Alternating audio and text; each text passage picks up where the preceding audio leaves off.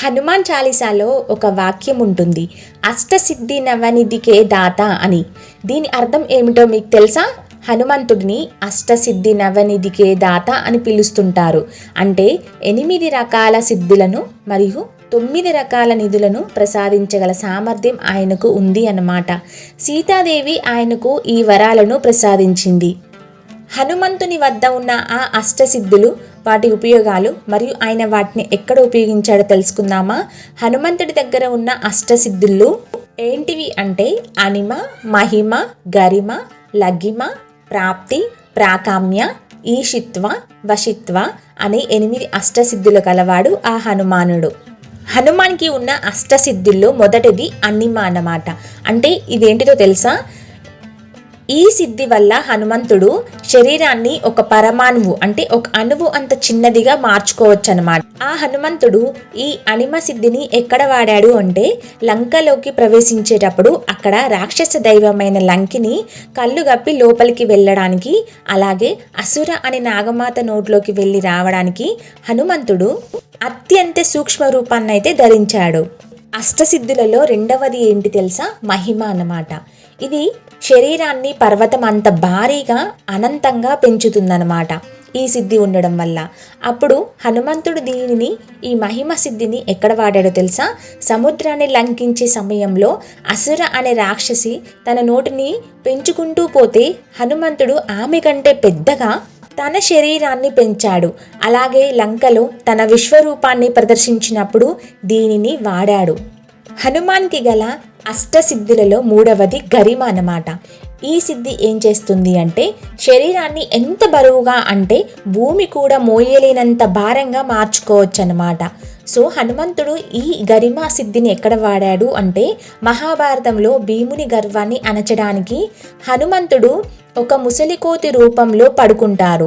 భీముడు హనుమంతుడి తోకను పక్కకు జరపాలని ప్రయత్నిస్తే ఇది ఇసుమంతైన కదలదనమాట ఆ తోక. అక్కడ హనుమంతుడు గరిమ సిద్ధిని ఉపయోగించాడు. ఎందుకు ఈ సిద్ధులను వాడవలసి వచ్చింది అని మనం తెలుసుకుంటూ పోతే కారణం చాలా బాగుంటాయి. ఇప్పుడు అవన్నీ చెప్పుకుంటూ పోతే వీడియో లాంగ్ లెంత్ అవుతుంది. నా వచ్చే వీడియోలో డెఫినెట్గా అవన్నీ చెప్తాను. అందుకోసం సబ్స్క్రైబ్ చేసుకొని నోటిఫికేషన్ బెల్ ఐకాన్ మీద క్లిక్ చేసి ఉండండి. హనుమాన్కి గల అష్టసిద్ధులలో నాలుగవది వచ్చేసి లఘిమ అన్నమాట. ఈ లఘిమ సిద్ధి ఏం చేస్తుంది అంటే శరీరాన్ని గాలి కంటే తేలికగా మార్చుకోవడం అన్నమాట. అంటే దీనివల్ల గాలిలో వేగంగా ప్రయాణించవచ్చు. సో ఇటువంటి లఘిమ సిద్ధి ఇందుకైతే పనికొస్తుంది. అయితే హనుమంతుడు ఈ సిద్ధిని ఎక్కడైనా వాడాడా అంటే హనుమంతుడు సముద్రాన్ని దాటేటప్పుడు 100 యోజనాల దూరాన్ని పక్షిలాగా గాలి కంటే వేగంగా దాటడానికి ఈ సిద్ధిని అయితే ఉపయోగించారు. ఇక 5వ సిద్ధి ఏంటి అంటే ప్రాప్తి అన్నమాట.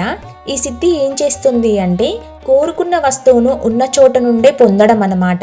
పశుపక్షాదుల భాషను అర్థం చేసుకోవడం మరియు అదృశ్యమయ్యే సామర్థ్యం కలిగి ఉండడం అన్నమాట. సో ఇటువంటివి అయితే ఈ ప్రాప్తి సిద్ధి చేస్తుంది. సో హనుమంతుడు ఎక్కడ వాడాడు అంటే లంకలో సీతమ్మ జాడ కోసం ఎదిగేటప్పుడు ప్రతి మూలను గాలించడానికి, అలాగే అశోకవనంలో పక్షులు జంతువుల సంభాషణను అర్థం చేసుకోవడానికి ఇది ఉపయోగపడిందన్నమాట. చూశారు కదా ఈ ప్రాప్తి సిద్ధి ఎంత యూజ్ఫుల్ అవుతుందో. కోరుకున్న వస్తువును ఉన్న చోటే కోరుకోవచ్చు, అలాగే పశుపక్షాదుల భాషను కూడా ఈజీగా అర్థం చేసుకోవచ్చు అన్నమాట. ఇక హనుమాన్కి గల అష్టసిద్ధులలో 6వది వచ్చేసి ప్రాకామ్య అన్నమాట. సో ఈ ప్రాకామ్య సిద్ధి ఏం చేస్తుంది అంటే భూమి లోపలికి వెళ్ళడం, నీటిపై నడవడం మరియు ఆకాశంలో స్వేచ్ఛగా విహరించడం అన్నమాట. దేనినైనా సాధించగల మనోబలం అనేది ఈ ప్రాకామ్య సిద్ధి అనేది ఇస్తుందన్నమాట. సో హనుమంతుడు దీన్ని కూడా పొందాడు. మరి ఈ ప్రాకామ్య సిద్ధిని ఎక్కడ వాడాడు అంటే పాతాళ లంకలో మహిరావణులను సంహరించడానికి పాతాళానికి వెళ్ళినప్పుడు ఈ సిద్ధినైతే హనుమంతుడు ఉపయోగించారు. ఇక ఆ హనుమంతుడు పొందిన 7వ సిద్ధి పేరు వచ్చేసి ఈషిత్వ అన్నమాట. ఇది ఎందుకు పనిచేస్తుంది అంటే దైవత్వ సమానమైన శక్తిని కలిగి ఉండడం అన్నమాట. ప్రకృతిని, జంతువులను నియంత్రించడం చేసుకోవచ్చు అన్నమాట. సో ఈ సిద్ధిని కూడా హనుమంతుడు పొందాడు. మరి ఈ ఈషిత్వ స్థితిని ఎక్కడ వాడాడు అంటే యుద్ధ సమయంలో వానర సైన్యాన్ని నడిపించడంలో, తన తేజస్సుతో శత్రువులను భయపెట్టడంలో ఈ సిద్ధి కనిపిస్తుంది. ఇక హనుమంతుడు పొందిన అష్టసిద్ధులలో చివరిది వశిత్వ అన్నమాట. ఈ వశిత్వ సిద్ధి ఎలా పనిచేస్తుంది అంటే ఇతరులను లేదా ఇంద్రియాలను తన వశం చేసుకోవడం అన్నమాట. మనస్సును అదుపులో ఉంచుకోవడం వంటివి అయితే చేస్తుందన్నమాట. సో ఈ వశిత్వ సిద్ధిని హనుమంతుడు ఎక్కడ వాడాడు అంటే పరాయి స్త్రీలు విలాసాలు ఉన్న లంకలో సంచరిస్తున్న హనుమంతుడు చలించలేదు. తన మనస్సును పూర్తి అదుపులో ఉంచుకొని సీతమ్మ వెతుకులాటపైనే దృష్టి పెట్టాడు. ఈ సిద్ధిని యూజ్ చేసుకొని ఇవండి హనుమంతుడు పొందిన అష్టసిద్ధుల గురించి. అయితే ఇక్కడ అందరికీ ఒక డౌట్ రావచ్చు, హనుమంతుడు ఆ అష్టసిద్ధులను ఎలా పొందాడు, ఏ దేవతలు ఆ అష్టసిద్ధుల వరాలని ఇచ్చారు, ఒకేసారి అష్టసిద్ధుల వరాన్ని పొందాడా లేదంటే కాలక్రమంలో ఇది జరుగుతూ వచ్చిందా అనే డౌట్ అయితే వస్తుంది కదా. అయితే హనుమంతుడు ఈ అష్టసిద్ధులను ఎలా పొందాడు అంటే పురాణాల్లో 2 ప్రధానమైన సందర్భాలు అయితే కనిపిస్తాయి. ఆయనకు ఈ శక్తులు పుట్టుకతోనే కొన్ని, అలాగే సాధనతో కొన్ని, మరియు వరాల ద్వారా కొన్ని ఆయనకైతే లభించాయన్నమాట. ఒకటి పుట్టుకతో మరియు బాల్యంలో అన్నమాట. సూర్య భగవానుడి శిష్యరికం చేసేటప్పుడు అంటే హనుమంతుడు శివుని అంశతో వాయుదేవుని పుత్రుడిగా జన్మించినప్పుడే అపారమైన శక్తులతో జన్మించాడు.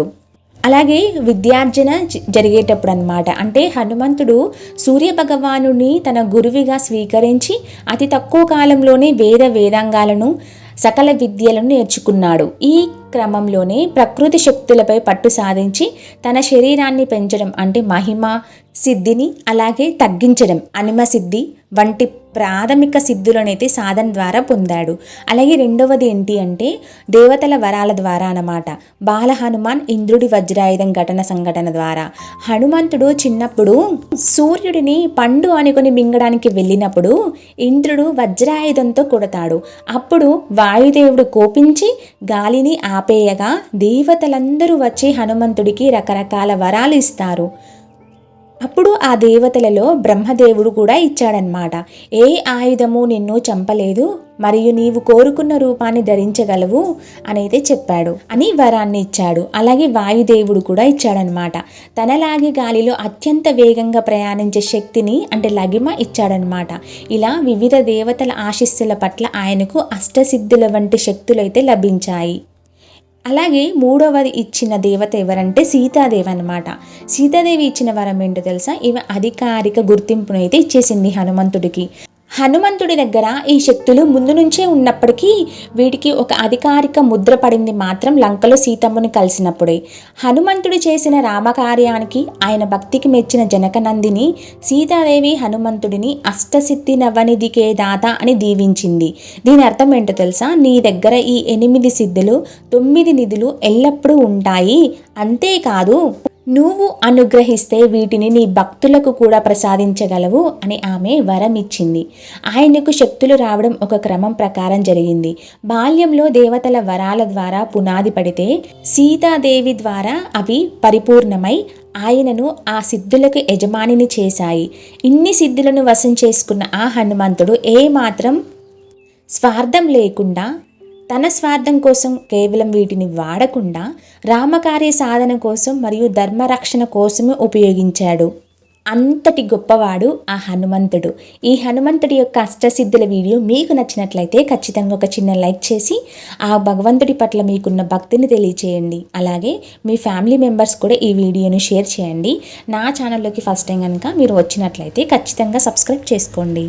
అలాగే నా తదుపరి వచ్చే వీడియోలలో అష్టసిద్ధుల గురించి తెలుసుకున్నాం కదా, అలాగే హనుమంతుడు పొందిన నవనిధులు కూడా ఉన్నాయన్నమాట. సో వాటి గురించి కూడా తెలుసుకుందాం. Thank you for watching this video.